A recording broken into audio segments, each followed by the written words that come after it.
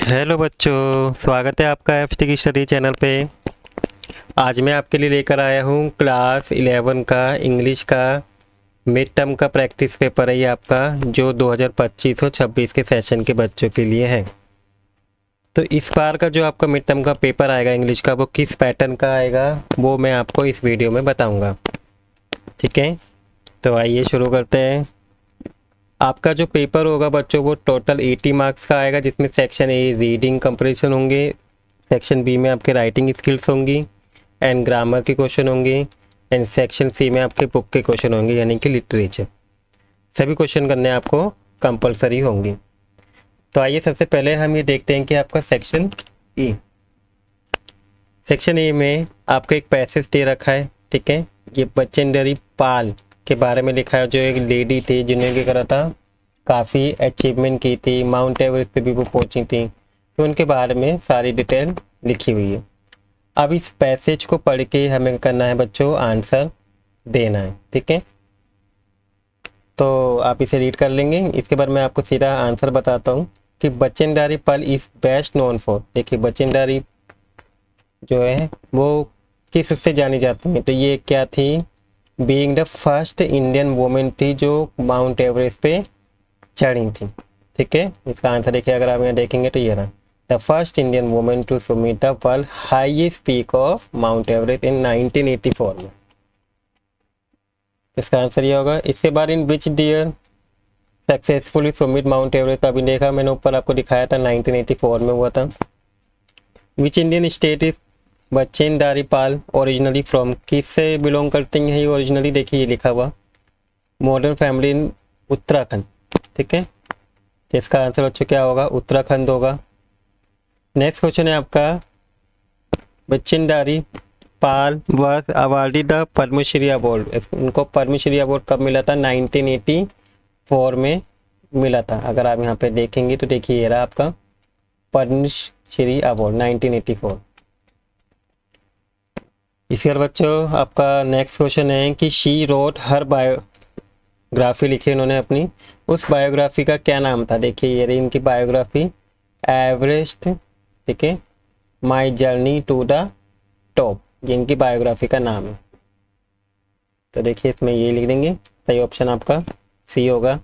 इसके बाद आपको बताना है 6 क्वेश्चन में कि the challenges did Bachendri Pal face during the Everest expedition. देखिए इसका आंसर भी अगर आप यहाँ पैसेज में देखेंगे तो कहाँ मिल जाएगा आपका, देखिए ये रहा, क्या चैलेंज की फेस किया था इन्होंने, तो इन 1997 the women trains Himalayan expedition that include her and 7 other women tracked more than 400-500 kilometre in 2 to 5 days. They crossed 40 high mountain pass. This was unique and first in the world. ठीक है, इसका answer हो जाएगा। तो मैंने आपको यहाँ पे यही लिखा हुआ है, देखिए ये रहा। इसके बाद आपका क्वेश्चन नंबर 7 है। 7 क्वेश्चन में पूछा गया कि what honour and award was Bachendri Pal receive for achievement, उनका अचीवमेंट के लिए कौन कौन से अवार्ड मिले, किस किस उससे सम्मानित किया गया। ठीक है, तो आपका देखिए यहाँ पर देख सकते हैं ये रहा, she was been confirm numerous award मिले उन्हें। She won the Padma Shri award मिला 1984 में, एंड अर्जुन अवार्ड मिला उन्हें 1986 में। The her name feature in genius book में भी उनका नाम आता है ऑफ वर्ल्ड रिकॉर्ड 1990 में। In 2030 she was the first one of the facilitate with Lakshmibai Rashtriya, उनको उससे भी क्या किया था, सम्मानित किया गया था। तो ये इनके अचीवमेंट्स हैं। तो देखिए यहाँ पे मैंने यही लिखा हुआ है, ये रहे आंसर। अभी 8 है, how did the Bachendri Pal use her skill for service to the nation also. तो she use her skill to service to nation to in 2013 when flood ravage Uttarakhand में आया, तो she quickly arrive on the scene with the group of climber के साथ पहुंच गई थी और उनको क्या करा था, उस रेस्क्यू ऑपरेशन किया से बाहर निकाला था।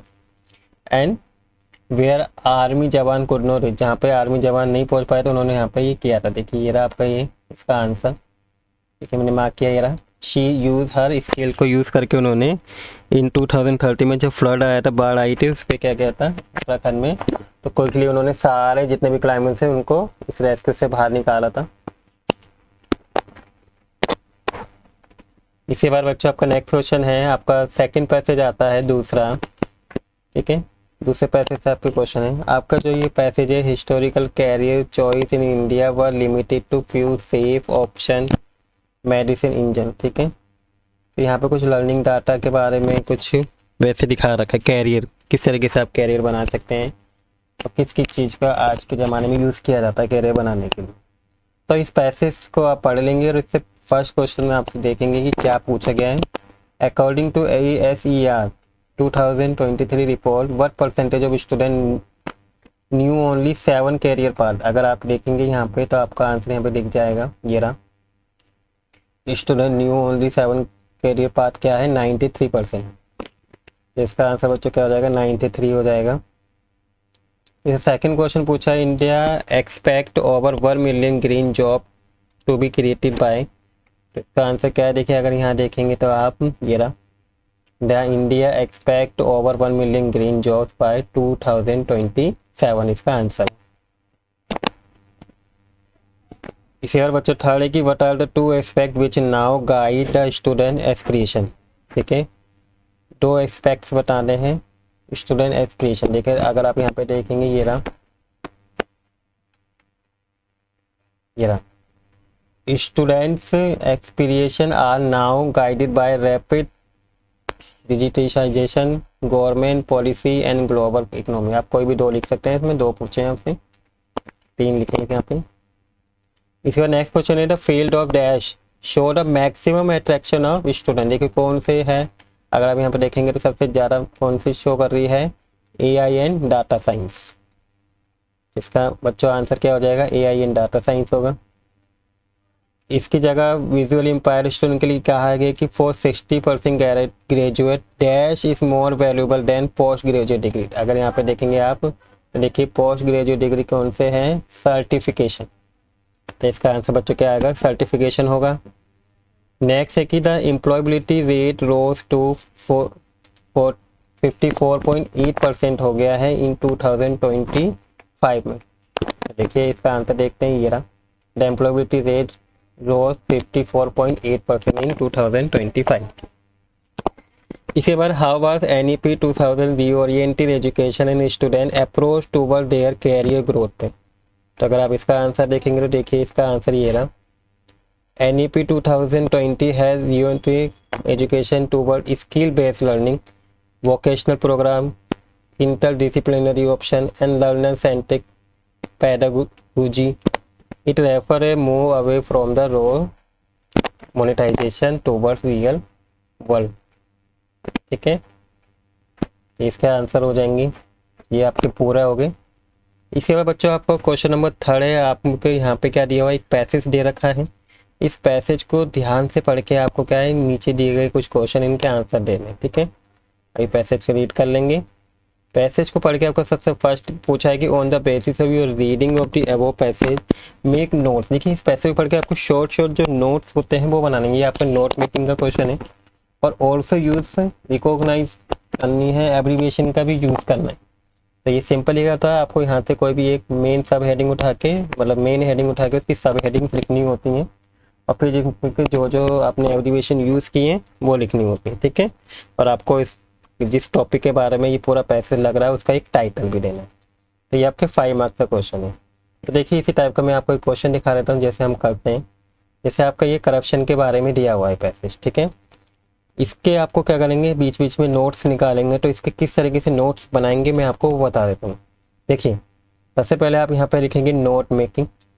नोट मेकिंग के बाद आप फर्स्ट हेडिंग डालेंगे corruption and its impact on social life. जैसे यहाँ पे फर्स्ट पैसेज में आपको हर पैसेज से उठाएंगे, ठीक है। ये फर्स्ट पैसेज दिया हुआ है, इस फर्स्ट पैसेज से जिस टॉपिक के बारे में मेन बात हो रही है मेन हेडिंग वो डाल देंगे।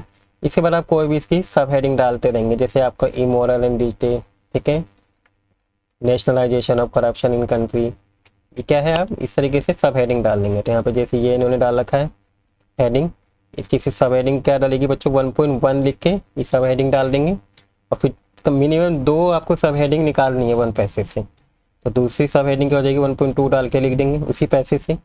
इसके बाद बच्चों सेकंड पैसेज है, थर्ड 2 पैसेज एक साथ भी यूज़ कर सकते हैं। अगर आपके 2 पैसे छोटे छोटे दे रखे हैं, जैसे मान लो आपको ये दे रखा है, ये वाला पैसेज और ये वाला पैसेज छोटे हैं, तो हम दोनों को एक कंबाइन करके यूज़ करके एक मेन हेडिंग बना सकते हैं।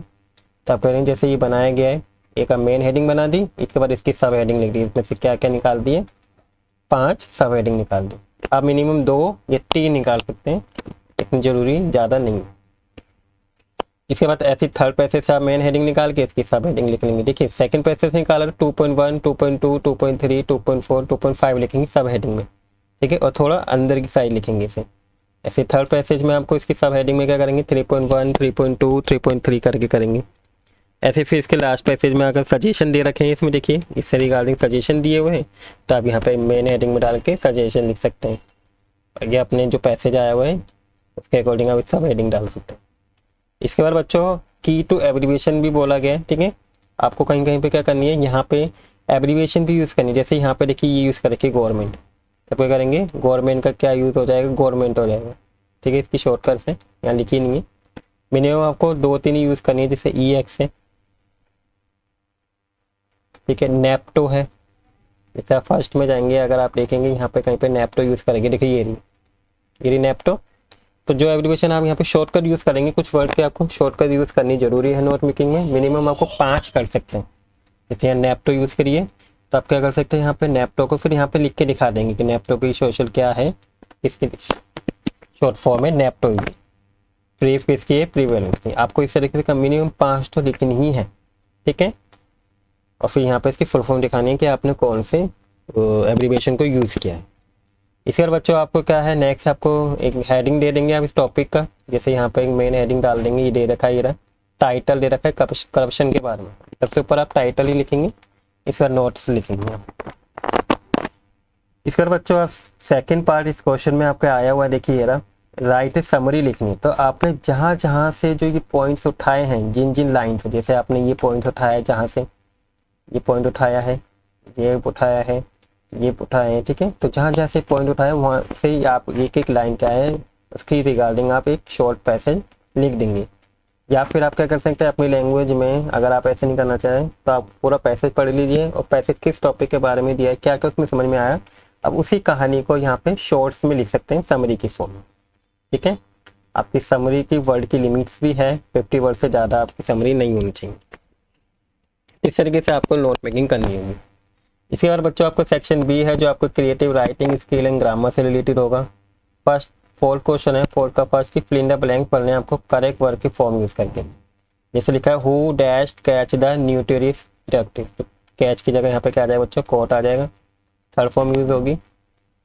सेकेंड है the doctor dash treat her regularly, उसका इलाज डेली करते हैं, तो ये क्या प्रेजेंट की फॉर्म आएगी यहाँ पे ट्रीट्स। थर्ड है शैल आई डैश प्रॉमिस, शैल के साथ हमेशा वर्क की फर्स्ट फॉर्म में लगती है, तो प्रॉमिस आ जाएगा टू कॉन्टेक्ट यू।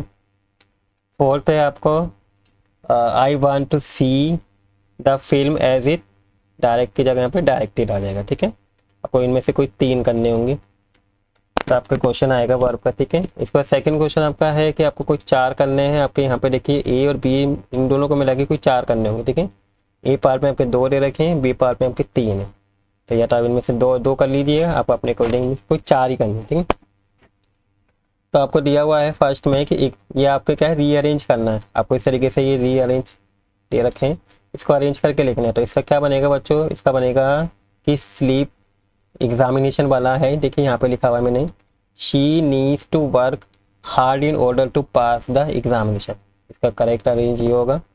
सेकेंड आपका फॉर स्लीप वॉकर एनेक्सिटी, तो इसका क्या बनेगा बच्चों, इसका बनेगा कि sleep walker are a source of anxiety for their families, इसका आंसर होगा। इसके बाद बच्चों नेक्स्ट है इसका बी पार्ट। बी पार्ट में आपको क्या करना है, ट्रांसफॉर्मेशन ऑफ सेंटेंस से दिया हुआ है ये, आपको क्या करना है, इनको ट्रांसफर करके लिखना है। जैसे opening the door he ask for any permission to come in, इसको चेंज इनटू कॉम्प्लेक्स सेंटेंस में चेंज करना है। तो इसको कैसे चेंज करेंगे, देखिए मैंने यहाँ पे आंसर लिख के दिखाया रहा, as he open the door he ask for my permission to come in. Second है आपका will you be home soon she ask her husband, तो ये क्या आपको रिपोर्टिंग स्पीच में बदलना है। ये आपका डायरेक्ट इनडायरेक्ट से दिया हुआ है, तो इसको कैसे करेंगे? शी आस्क्ड हर हस्बैंड, वो अपने हस्बैंड से पूछ रही, क्योंकि इंटेरोगेटिव है, इंटेरोगेटिव में क्या होता है? आस्क लगाते हैं। If he would be home soon. इधर बच्चों आपका have you received the letter from your sister, इसको आपको पैसिव वॉइस में चेंज करना है, तो इस पर क्या होगा? Have the letter been receive by you from your sister, इसका पैसिव वॉइस तरीके से बनेगा। इसी बार बच्चों आपका क्वेश्चन नंबर 5 है कि you are a Sunil and Sunita and you want to purchase से फ्लैट, न्यू परचेज खरीदना चाहते हैं वसंत इंग्लैंड में, तो आपको करना है एडवर्टाइजमेंट लिखना है नेशनल डेली और फुल डिटेल बतानी है आपको रिक्वायरमेंट की क्या क्या चाहिए। तो आइए देखते हैं बच्चों इसको किस तरीके से हम बनाएंगे आपका। तो आपको ये दिया हुआ देखिए फॉर परचेज का आपका है, तो हेडिंग डालेंगे परचेज, क्योंकि आपको खरीदना है। अब लिखेंगे कि require an independent newly built flat चाहिए with the latest amenities in around the Vasant, Vihar में चाहिए, Delhi. Close proximity the metro station के पास होने चाहिए। The flat must be in an open area में होना चाहिए विथ पावर बैकअप हो वहाँ का, अनइंटरप्टेड वाटर सप्लाई हो, वाटर सप्लाई वहाँ की मतलब ठीक हो, है ना। ओनर जो है प्राइस आपका इतना होना चाहिए, 10 to 15 लाख होनी चाहिए। अगर ओनर जो है प्लीज़ कांटेक्ट करें इस नंबर पे जो इसको बेचना चाहता है ओनर। इस तरीके से इसका बना देंगे। इसी की चॉइस में बच्चों दूसरा है कि you are the director of star communication and advertising agency, आपकी कंपनी है, ठीक है, स्टार कम्युनिकेशन, जो आपकी इसमें आपको क्या चाहिए? सेल्स एग्जीक्यूटिव चाहिए, तो आपको इसके ऊपर क्या करना है? एडवर्टाइजमेंट लिखना है। तो देखिए इसका आंसर देखते हैं। ये जो आपका सिचुएशन वैकेंट है, तो यहाँ पे हेडिंग में डालेंगे सिचुएशन वैकेंट, क्योंकि आपको क्या है? जॉब देनी है कंपनी के थ्रू। रिक्वायर, तो इसका लिखेंगे रिक्वायर है यंग सेल्स एग्जीक्यूटिव चाहिए for star communication and advertising agency के लिए, नेहरू प्लेस में। अट्रैक्टिव सैलरी है, फ्रिंज अलग अलग तरीके के बेनिफिट्स मिलेंगे। हेल्दी वर्क इन्वायरमेंट है, फ्रेश ग्रेजुएट चाहिए आप हमें। ऑनर भी equivalent in degree in English with good communication skill. Apply, जो भी जिसकी ये सब क्वालिटी हैं वो क्या कर सकता है? अपना अप्लाई कर सकते हैं, लेटर या रिज्यूम सेंड कर सकते हैं इस डेट तक, ठीक है, इस ईमेल आईडी पे। और एक्स्ट्रा क्वारी के लिए आप इस फ़ोन नंबर पे कांटेक्ट कर सकते हैं। तो इस फ़ोन नंबर कंप्लीट नहीं डालेंगे, हाफ ही डालेंगे, ठीक है। तो इस तरीके से अगर आपको जॉब, आपको ये जो लिखना है किस तरीके से लिखना है? एज ए कंपनी के फॉर पे लिखना है कि आप एक कंपनी है और आपको चाहिए, तो आप सारी रिक्वायरमेंट चाहिए। एक सिचुएशन वांटेड का भी होता है बच्चों, जिसमें एक व्यक्ति को जॉब चाहिए होती है, नीड होती है, तब हम सिचुएशन वांटेड का लिखते हैं। अलग अलग टाइप के आपके वो हैं, तो आपने सिलेबस में पढ़ी रखे होंगे एडवर्टाइजमेंट। इस बार बच्चों क्वेश्चन नंबर 6 है आपका, water is life, water is precious, ठीक है, वाटर हमारी जीवन है, जल ही जीवन है, जल ही क्या बहुत ही प्रीसियस अमाउंट है। Each of one of must stop in wastage, हमें पानी के वेस्टेज नहीं करनी चाहिए। इसके ऊपर आपको करना है पोस्टर बनाना है, ठीक है। इसका पोस्टर बच्चों किस तरीके से बनाएंगे? आप अपने अकॉर्डिंग बना सकते हैं। तो लिखेंगे बच्चों यहाँ पे save water save life, importance लिख देंगे इस तरह से, थोड़ा डायग्राम बना के। इंपॉर्टेंस लिखेंगे वाटर क्या है? एसेंस हमारे लिए ज़रूरी है। वाटर हमें लाइफ प्रोवाइड कराता है, सबको ही, एक्वाटिक है, ऑर्गेनिक हो गए, ठीक है। Water play important role in the life, photosynthesis में भी इम्पोर्टेंट रोल प्ले करता है। और water use for drinking, cooking, सबके लिए इसका यूज़ करता है। तो प्लीज़ हमें क्या है? इसको वेस्ट नहीं करना चाहिए, हमें इसको क्या करना चाहिए? वाटर को बचाना चाहिए। इस तरीके से आप इसका एक वो बना लेंगे। इसके बाद बच्चों आपका नेक्स्ट क्वेश्चन देखते हैं। इसी की चॉइस में आपको दूसरा क्वेश्चन दिया हुआ है कि आपको इसमें भी पोस्टर ही ड्रॉ करना है। इसमें डू एंड डोंट्स लिखने हैं प्रिवेंशन अगेंस्ट डेंगू, ठीक है। डेंगू मलेरिया जो इस तरह की बीमारी होती है, इससे बचने के लिए हमें क्या करना चाहिए क्या नहीं, उसको आपको लिखना है। तो सबसे पहले इसमें देखिए लिखा है अवॉइड ईटिंग आउट एंड, ठीक है, बाहर का खाना ना खाएं इतने ज़्यादा। हाइजेनिक होम को, मतलब घर का खाना ही खाएं। ड्रिंक ओनली बॉइल्ड वाटर को पिएं। Wear footwear, avoid weeding through containment water है, सॉइल एंड वाटर कंटेंट्स है, ऑल टाइप्स ऑफ जर्म्स के अंदर पाए जाते हैं। पीपल विथ से रेस्पिरेटरी प्रॉब्लम होती है should not expose them self to dust and rain. Malaria and dengue can be avoided by getting rid of stagnant water. Avoid wearing wet and dirty cloth को ना पहने, गीले कपड़ों को, इसको इग्नोर करें।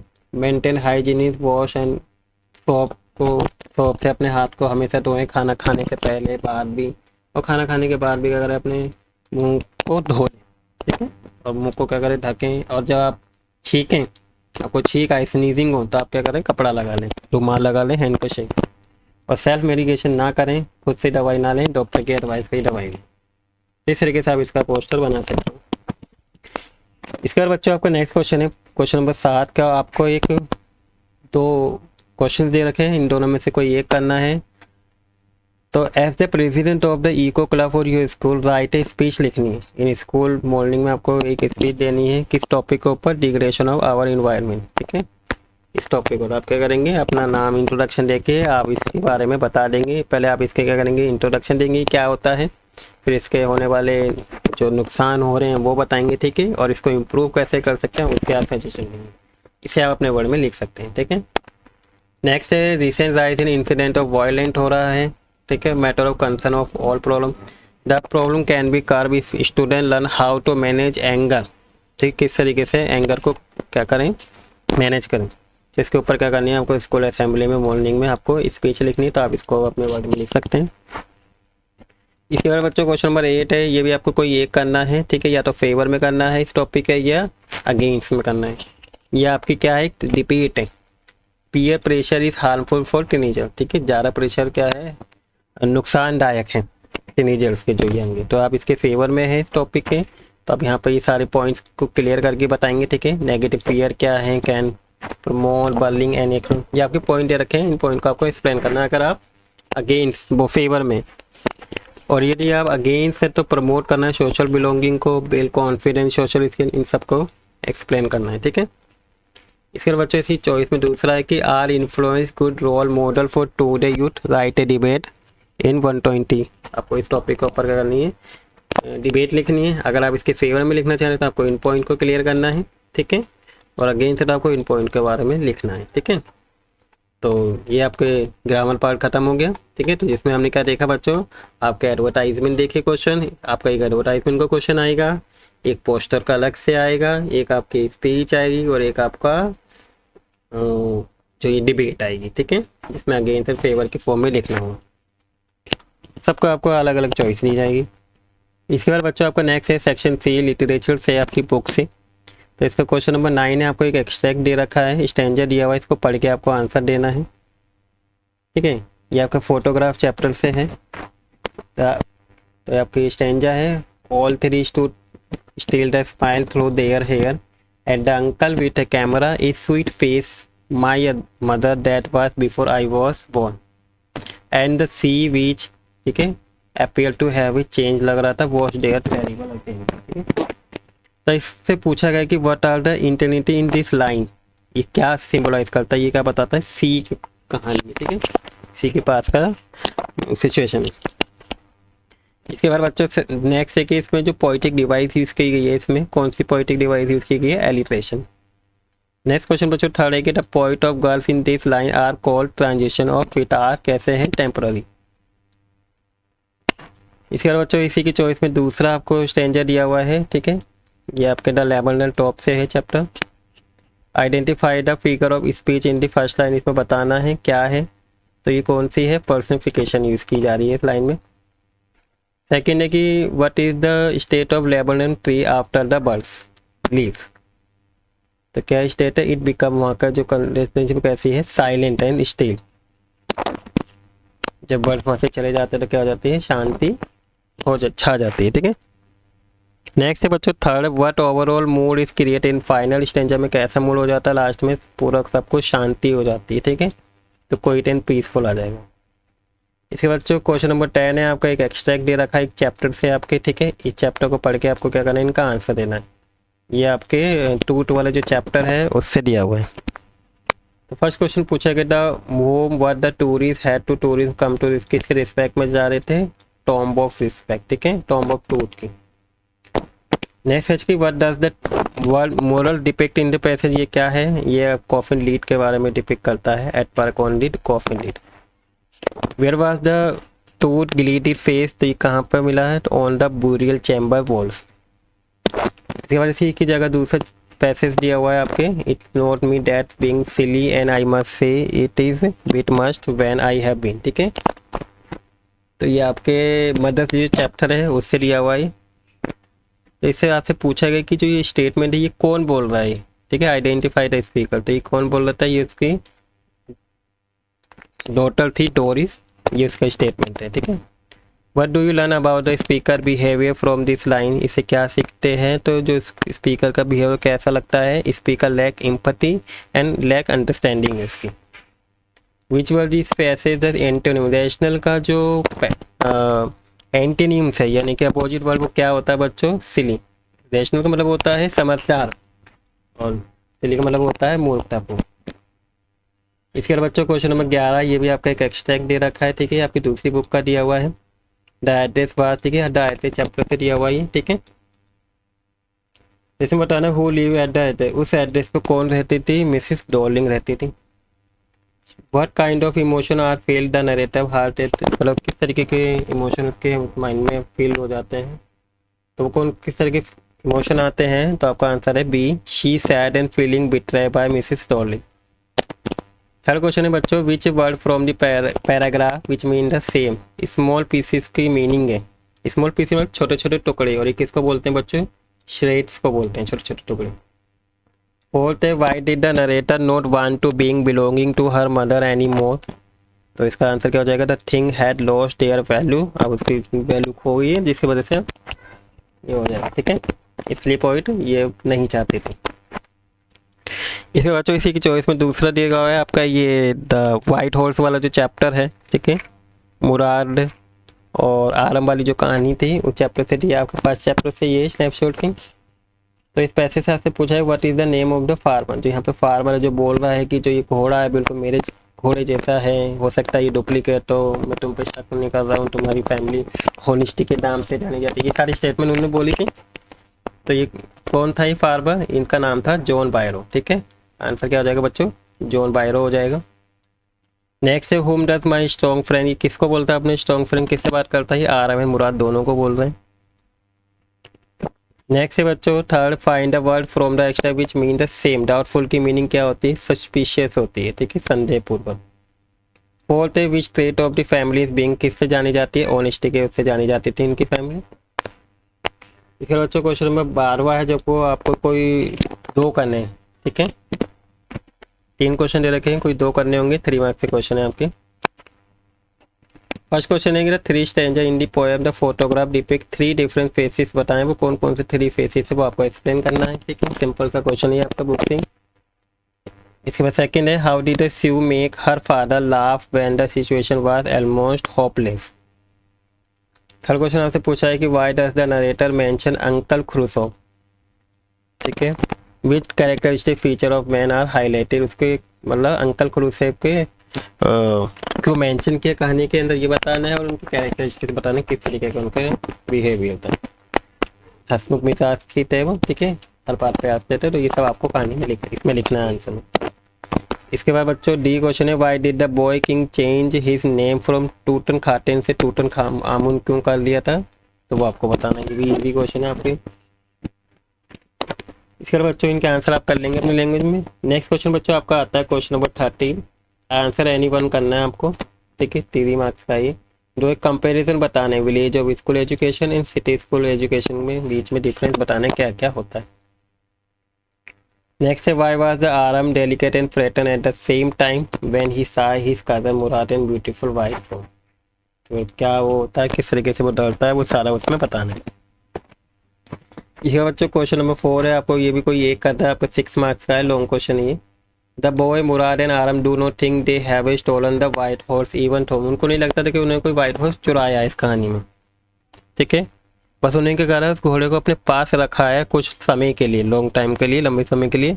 वो क्या है, उस घोड़े से सवारी जब सीख जाएंगी तो वो क्या करेंगे, उसको वापस कर देंगे। Why did they take the horse, उन्होंने ये घोड़ा क्यों लिया था, and why did they return it, और उन्होंने क्यों वापस करा। तो सिंपल सी बात है बच्चों, उन्होंने घोड़ा किस लिए लिया था, घुड़सवारी सीखने के लिए लिया था। ठीक है, उसको सवारी करने के लिए लिया था। जब उनको अच्छे से आ गई तो फिर उन्होंने क्या करा, वापस कर दिया था। नेक्स्ट है बच्चों, इसी की चॉइस में पूछा है what value do you learn from the goldfish in the poems, की गोल्डफिश के बारे में आपको क्या क्या वैल्यू है वो आपको बताना है। फिफ्थ क्वेश्चन है आपका, इसमें भी कोई ये करना है। इसमें फर्स्ट में पूछा it is not easy to let off the past memory and possession, do you agree on the basis of the address, के उस पर बताना है क्या आप इस पर एग्री करते हैं इस बात पे। And imaging your self to daughter and write a diary entry sharing your emotion experience, you may write what you have learned in the process of searching, how is it's helpful you grow। ठीक है, तो इसका answer आपको बताना है। चलो बच्चों, आपको खुशवंत सिंह आपके जो ग्रैंड मदर वाला चैप्टर है उससे दिया हुआ था पोर्ट्रेट ऑफ लेडी। ठीक है, तो इसमें राइटर का नाम खुशवंत सिंह है जिन्होंने अपनी ग्रैंड मदर के बारे में बताया था। तो Khushwant Singh grand mother wrote a letter to her sister describing her life with her grandson in village. ठीक है, उन्होंने क्या करा, अपनी लाइफ को बारे में डिस्क्राइब करने के लिए लेटर लिखा। Write a letter to on the behalf of describing all your experience, को मतलब उन्हीं के बिहाफ पे आपको करना है, लेटर लिखना है। ठीक है, ये आपका 15 क्वेश्चन है। तो ये था बच्चों आपका कंप्लीट पेपर मिड टर्म का क्लास 11 का इंग्लिश का। आई होप आपको समझ में आ गया होगा आपको किस तरह का पेपर आने वाला है और किस पैटर्न का आएगा, और आपके पैसेज भी अच्छे समझ में आ गए होंगे। सारे आंसर आपके पैसेज में ही होते हैं, मैंने खुद आपको हर एक आंसर दिखा दिखा के आपको कराए हैं। आई होप आपको वीडियो अच्छी लगी होगी बच्चों। अगर वीडियो अच्छी लगी तो प्लीज़ वीडियो को लाइक कर दीजिएगा, और अगर आप इस चैनल पर नए हैं तो प्लीज़ चैनल को सब्सक्राइब कर दीजिएगा। Thank you for watching video.